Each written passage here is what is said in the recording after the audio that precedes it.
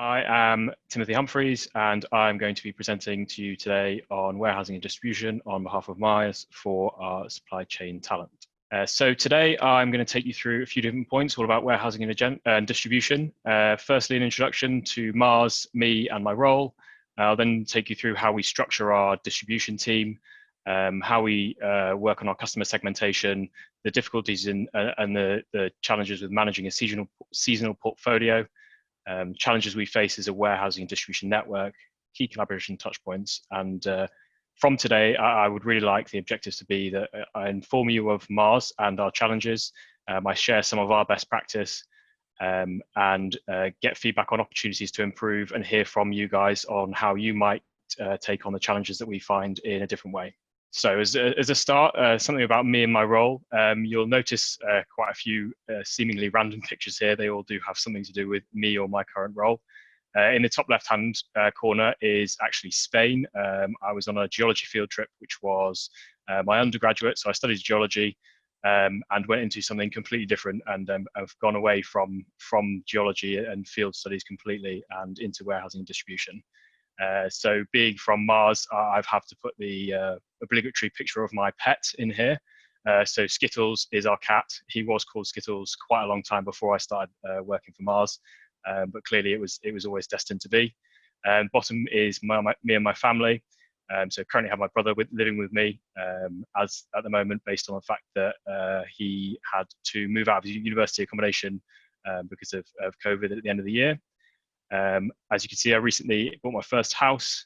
I'm a big lover of skiing and squash in my free time. I've worked for Mars for 4.5 years now in a variety of different roles. I joined in sales.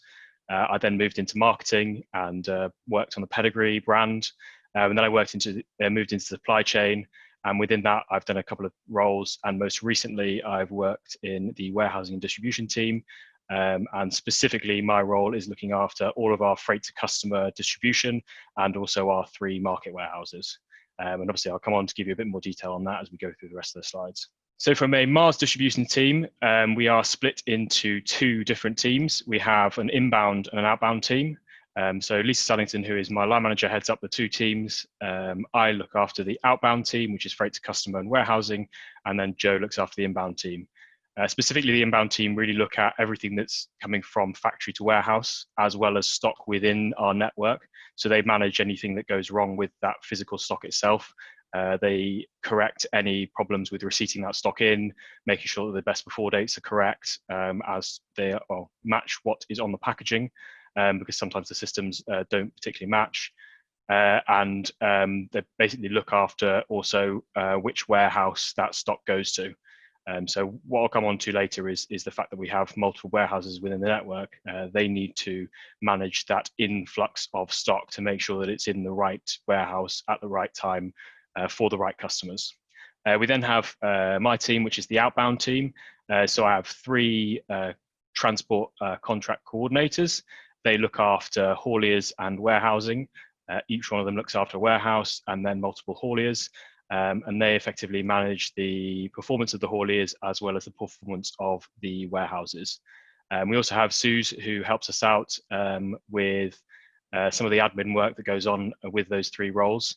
And then Nina, who is our cost coordinator, so manages how our costs are split across the entire network, and also making sure our suppliers are paid on time. So as a bit of an introduction to Mars, we are a global company. We have 115,000 associates around the globe. Started in 1911 by Frank Mars, and now currently in our 5th generation of the Mars family, still family owned. We have 454 sites across the world, and we operate in more than 80 countries worldwide. Our global headquarters is in McLean. And you'll notice that along the bottom, we are split into some different, what we call segments, but different parts of the business. So we have Mars Pet Care, we have Mars Confectionary, and we have Mars Food. Mars Food is currently our biggest growing segment, partly to do with the current climate of people eating at home a lot more regularly than they used to. And then our Mars Pet Care and our Mars Wrigley parts of the portfolio are stable and growing within the market. think one thing I'll just quickly mention about the Mars Pet Care is something that we've been doing recently, is expanding the pet care ecosystem, as Mars calls it. And what I mean by that is there's multiple parts of pet care. It's not just about the food that we provide. We've also acquired some veterinary businesses in which we can help pets and their parents to live happier lives. But also at the same time, we can understand a bit more about pets because we can see what illnesses they are experiencing, if those are within particular breeds, and we can try and build foods and products that can try and help those pets with those illnesses. On the top right hand corner, you also see that we have a few brands which are our sort of legacy brands which have been with us since the start of Mars. And they are some of our biggest brands as well. So if I kind of focus it a bit more on the UK, we have 12 sites across the UK, with 8 of those being factories. And we distribute the full 3 segments of Mars, so Mars Pet Care, Mars Wrigley, and Mars Food. We have 4,000 apprentices in the UK, 4,000 associates in the UK, and more than 100 years of actually being in the UK and producing food and chocolate in the UK.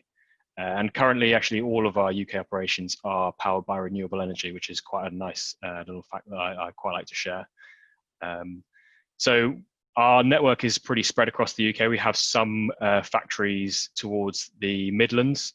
So we have our pet care factory in Birstall, which is just outside Leeds, another pet care factory in Melton Mowbray, which is pretty close to me, in Nottingham. We have our Mars Food and Mars Pet Care offices, which is where supply chain is based, also very close to me, just outside of Nottingham. We also have Mars Food in Kings Lynn. Mars Wrigley is in Slough, and we have a Paddington headquarters, as well as M&M's World. And then there's some smaller segments which people might not be aware of, which are Mars Drinks and Treats. And they produce things like the Mars milkshakes that you see or the Mars drinks that you see in the supermarket, and the spreads as well. We also have a horse care factory in Milton Keynes, and Royal Canin and James Wellbeloved in Somerset, as well as Mars Wrigley in Plymouth. So the brands around the outside there are the ones that are produced within the UK. So there's quite a variety of all the different brands that we have, all produced in the UK. From a European point of view, our network is pretty large. From the top photo you've got there, that is actually the factories within the UK who supply us as a UK market. So you'll see there's quite a spread of where they are based, as far as Russia. And these are just the European factories that supply us. We do have a couple of factories elsewhere around the world which we bring product in from. On the bottom of that same left-hand side, you can see there's actually a map with quite a few more factories on there. Those are actually our factories within factories and co-manufacturers within the UK. Not within the UK, within the EU. So there's quite a few that don't actually supply the UK. So it gives you a bit of an idea of not just the Mars network within the UK, but also the rest of Europe. So on the right-hand side, I've got the locations of our 3 warehouses. You'll see that they're all around the Midlands area. We have one in Markham Vale, which is just south of Leeds. We have one in Melton Mowbray, which is quite close to me here, near Nottingham. And we have a third in Desborough, which is a little further south. And the reason we have the 3 there is they service different parts of the UK. All three of our warehouses stock our entire portfolio of products. They are supplied by all of our factories. They have different parts of the UK which they supply. So Markham Vale will supply the north, Melton Mowbray will supply the Midlands area, and Desborough will supply the south, as well as taking some loads up to Scotland via the train. So how we balance stock around those 3 warehouses, as you can probably imagine, it's not particularly easy to make sure you've got the right product in the right time for your customer orders. Especially when you don't necessarily know exactly how much of that product that each customer is going to order. So what we have to balance the stock throughout our network is we have inter-depot vehicles which constantly run around our network to rebalance the stock. So we have 2 moves per warehouse per day. in which they drive around the UK or around the 3 warehouses to balance that stock. So we'll move stock from each of the warehouses to all of the others to make sure we have enough to fulfill those customer orders. We do also have on-site co-pack facilities at 2 of our warehouses. So we have on-site co-pack facilities at Markham Vale and Ash, and there they build some of the items that you see in store. For example, the shippers which go on the end of the aisles are actually produced in those on-site co-pack facilities. One other slight complexity that we do have from a UK market is we actually supply the Northern Ireland supermarkets as well. And we do that from Desborough. It's collected from Desborough and taken across by sea. But we actually have a separate warehouse that supplies the south of Ireland, which is in Dublin, and that's managed by the Ireland market and slightly separate to our own UK operation. So from a freight to customer activity, we have quite a lot of customers within the UK, and they are spread throughout. The heat map on the left-hand side shows where our pallets go within the UK and the concentration of where those go. So you can see quite a significant amount of our pallets goes down south to the London area and surrounding area as well. We have quite a big concentration up through the Midlands, and then there's a bit of a gap until you get to Edinburgh way, where we've got also quite a lot of stock heading to. And you can then see again the relationship between how we supply Northern Ireland. So we actually deliver 1.25 million pallets in a year, and that is 192 million cases. We try and deliver everything as 26 pallet loads, but traditionally or typically they end up being about 24 by the time by the time you take into factors like lack of stock or customers not necessarily ordering full 26. We have 7 hauliers across the UK, and they distribute from the 3 warehouses. There is a slight split in where they actually deliver from. Some will deliver from all 3 warehouses and others just from 1 or 2, and that's purely based on the locations in which they serve. So those 7 hauliers will be split in a variety of ways across the warehouses. We deliver stock in 2 ways. We either deliver it by full loads or we deliver it in postcode. And what I mean by postcode is that we deliver a load to multiple drops, but within the same postcode. So a haulier will pick something up from us, take it to Cambridge, for example. It will have 24 pallets to 26 pallets on it. And they will drop all those pallets at 4 different locations for different customers. From a customer point of view, we have a few ways of segmenting our customers. The 2 that we typically go for are the single drop or multi-drop. So 86% of all of our loads are single drop loads. That means that they are 24 to 26 pallet loads and they go to 1 single customer, and that customer takes all of the stock off that vehicle. Multi-drop loads are what I was talking about earlier, which is the postcode drops. That's when it drops at multiple different locations with 1 load. We also segment our customers in a different delivery lead times as well. So we have day 1 for 2 customers, which means that we will receive the order today and we will deliver tomorrow. Day 1 for 3, we receive the order today and we deliver with it in 2 days.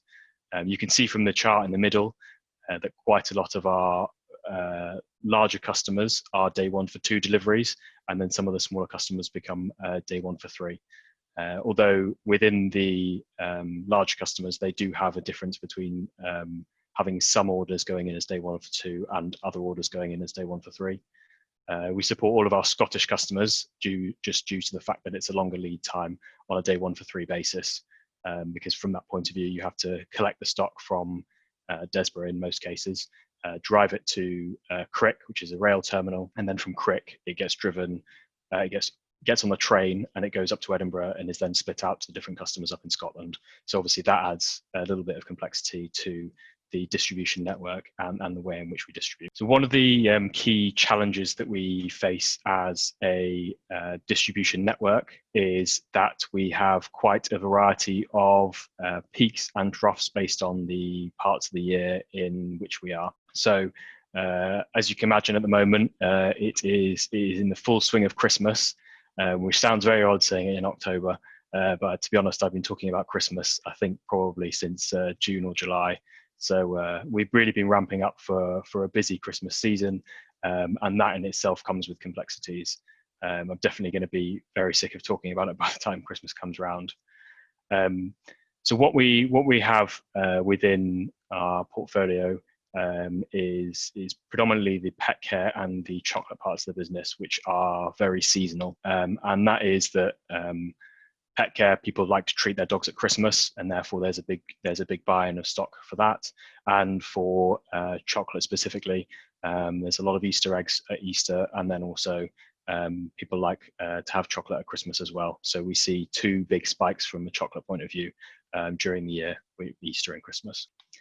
Some of the challenges that we see with that is that it brings quite a lot of complexity into our supply chain. So one of those things is that we find that it's very hard to predict on exactly what day your customers are going to order the stock. So although the stock might be in the warehouse, it's very hard to predict exactly how many trucks they're going to require to be delivered on one single day. And that can drive problems in that it means that we don't have enough doors in the warehouse to actually get that stock out of. The hauliers don't have enough trucks to actually pull all that stock. And the problems with that is it starts to drive FTAs into our customers, which obviously is not something that we want because it means that we're not getting our stock there right and first time. What we can also see is we can see that we see late ordering or decommitments on stock. So this is where we've produced stock, and as we get towards the time in which that stock is meant to be ordered, the customer decides either they don't want it or that actually they don't think they're going to sell as much stock as they thought they were in the first place, and therefore they decommit on that stock. What that drives is difficulties from a warehouse storage point of view. So we will have to increase our storage capacity because that was unforecasted stock that we have to sit on. Another problem is that late ordering. So if you think of the Christmas season, because it's fresh in my mind, of running from early September right until December, you would expect your customers to order quite a lot of stock at the beginning of September, so that they have plenty in their warehouses so that they can continue to draw that into their stores.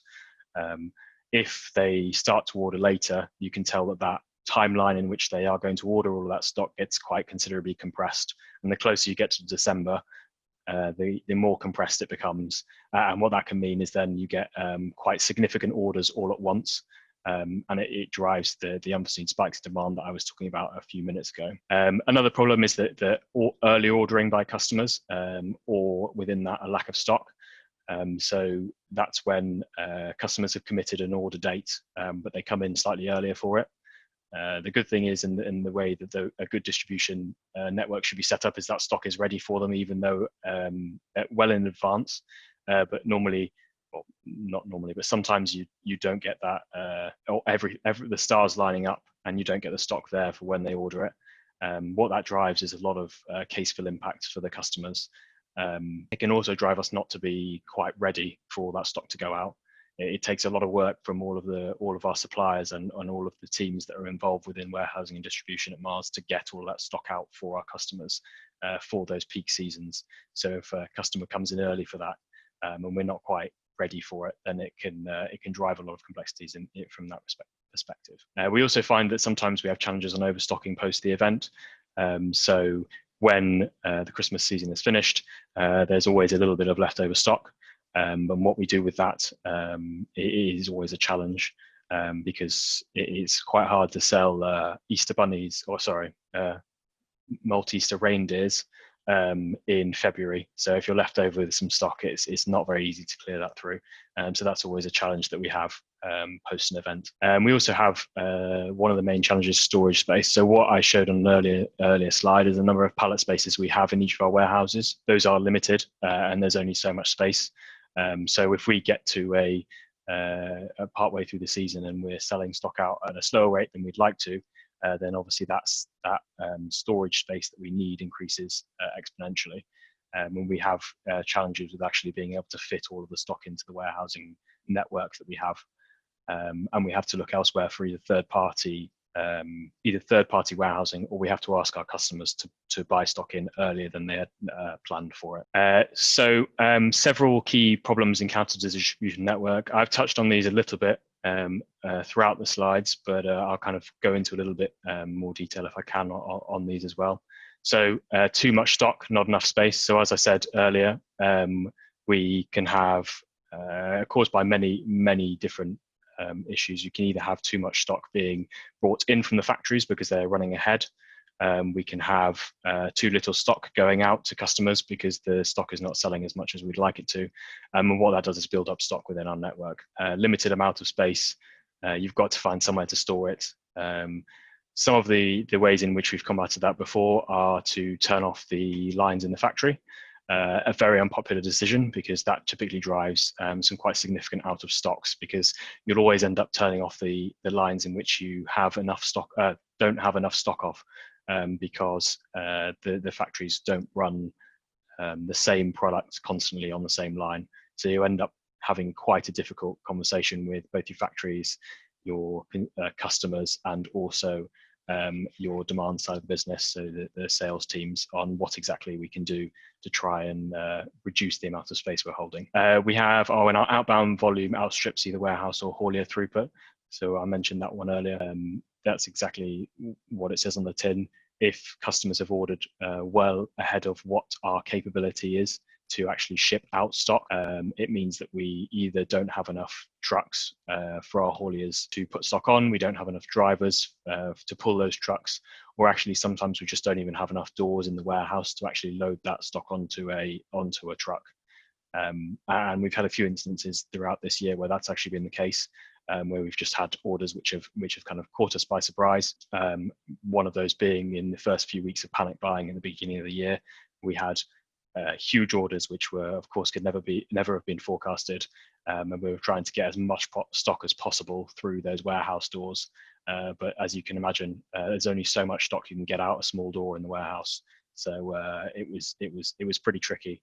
And there were some quite challenging conversations we had to have around who was prioritised and what we could and we couldn't do. But it taught us a lot of lessons, and it was an interesting time to be working in a warehousing and distribution network. So unbalanced stock around the network for the customer profile is the third common problem that we have, and that's when the customer orders stock. They normally are being delivered out of one of our warehouses. So, for example, if Tesco, who are based down in London, the depot that they're ordering for is based down near London, they will pull out of Desborough as the warehouse.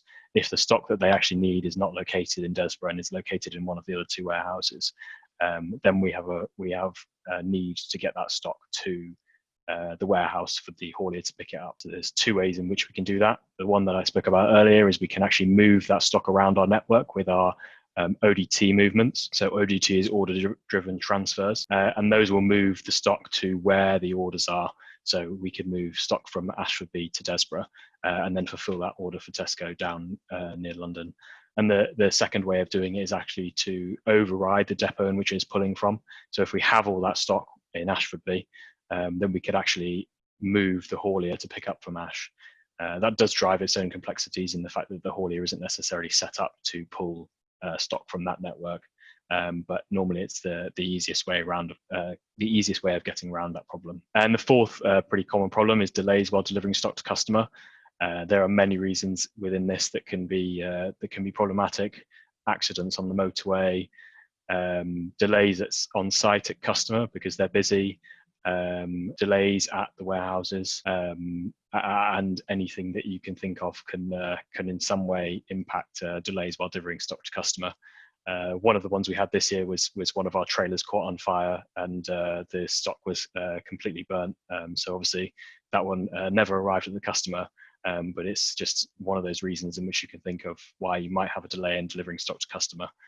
You really do see everything and anything when you work in a warehousing and distribution network. Actually, one of the other delays we had this year was we had a major leak in one of the warehouses. So one of the reach truck drivers, which is the forklifts that go up about 12 stories high, hit one of the pipes for the fire sprinkler system. And not just one of the little ones, the major one that feeds most of the water to the building. So it ended up in having about 8 or 9 large tankers of water being emptied into the warehouse over the space of about half an hour while they tried to shut it off. So you can imagine that obviously put some delays into the warehouse and delays in delivering stock to our customer. Some less common problems, but ones that crop up pretty much every year nonetheless, are systems issues.